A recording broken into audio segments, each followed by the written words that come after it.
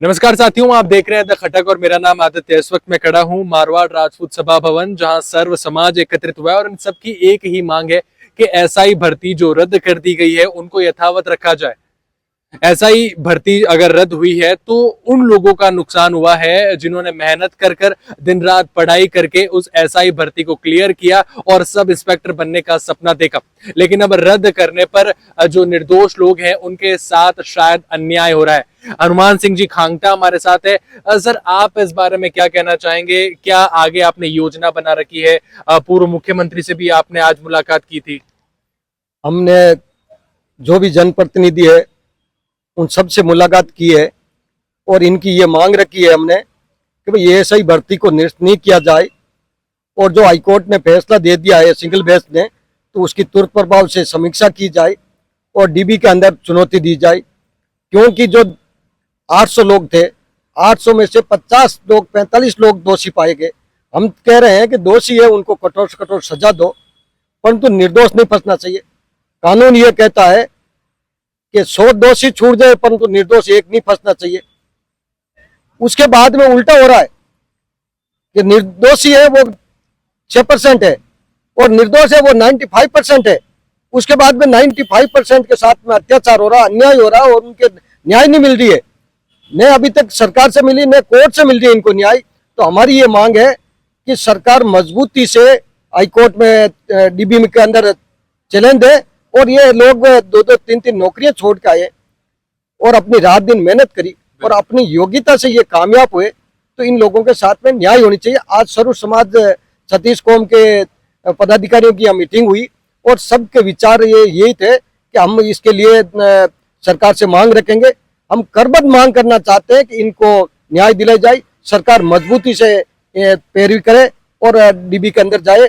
और उससे पहले यदि हम ये चाह रहे हैं, आज अभी हमने सबने ये तय किया कि आगामी रविवार को यदि रविवार तक सरकार इसमें कदम नहीं उठाएगी तो हम आगामी रविवार को 11 बजे से लेकर 3 बजे तक कलेक्टर कार्यालय के बाहर सर्व समाज 36 कौम विशाल धरना देगी, जिसके अंदर सब जो ये अभ्यर्थी हैं इनके परिजन भी आएंगे और सर्व समाज 36 कौम के पदाधिकारी और सर्व समाज 36 कौम की ओर से ये संघ समिति की तरफ से ये धरना दिया जाएगा। सर, जब एसआई भर्ती परीक्षा रद्द के आदेश आते हैं, ये बताया जाता है कि एसआई भर्ती परीक्षा रद्द हो चुकी है, तो काफी लोग कहते हैं कि हनुमान बेनीवाल के संघर्ष की जीत हुई है। हनुमान बेनीवाल ने जो संघर्ष किया ये उसकी जीत है। इस बारे में आप क्या कहेंगे? हम ये जीत हार वो न्यायालय के ऊपर हमारे को भरोसा है और हम ये चाहते हैं कि न्यायालय के अंदर न्याय मिलेगी।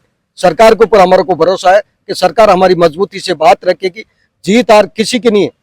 जीत इसके हिसाब से देखे जाए तो जो दोषी थे, जो बड़े बड़े कोचिंग वाले जो ये चाह रहे थे भर्ती रद्द हो, जो बदमाश लोग चाह रहे थे भर्ती रद्द हो, तो उस हिसाब से जीत हार का ये मामला नहीं है, ये न्याय और अन्याय का मामला है। हम ये चाहते हैं कि इन लोगों को न्याय मिले, जो निर्दोष है उनको न्याय मिले। अब ये जैसे दोषी और निर्दोष को आप एक तराजू के अंदर तोल लोगे तो फिर न्याय का हुआ।